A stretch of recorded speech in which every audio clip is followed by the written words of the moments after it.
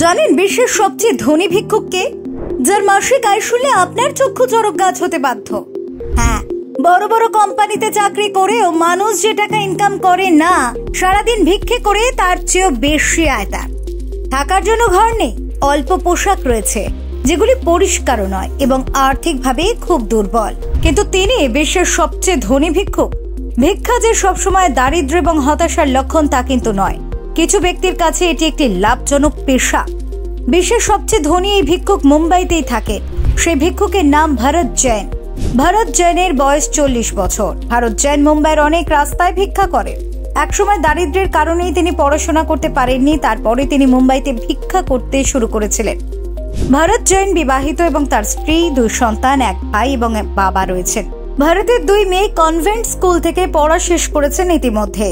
আর এই ভিক্ষুকের মোট সম্পদের পরিমাণ 7.5 কোটি টাকা। তিনি ভিক্ষা করে প্রতি মাসে 60,000 থেকে 75,000 টাকা উপার্জন করেন এবং মুম্বাইয়ে পারেলে 1.2 কোটি টাকার 2 বেডরুমের ফ্ল্যাটের মালিক তিনি। শুধু তাই নয়, মুম্বাই সংলগ্ন থানেতে 2টি স্টেশনারি দোকানও রয়েছে তার। ওই দোকান থেকে মাসে 30,000 টাকা আয় হয়।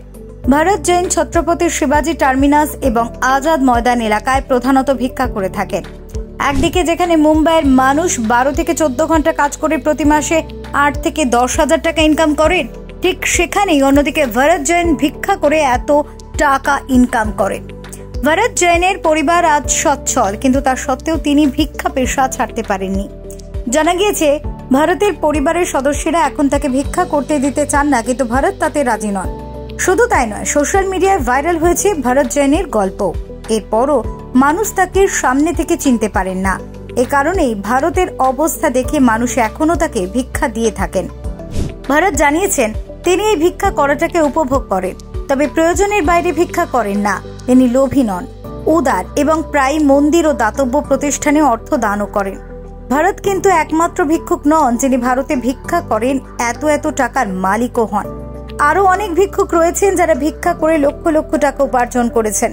ভারতে ভিক্ষা করা বেআইনি এবং সরকার এটি প্রতিরোধ করার জন্য বিভিন্ন ব্যবস্থাও নিয়েছে, যেমন জরিমানা আরোপ করা, ভিক্ষুকদের গ্রেপ্তার করা। তবে সেসব দিকে নজর না দিয়ে ভারত আজ ভিক্ষা করেই তাক লাগিয়ে দিয়েছে।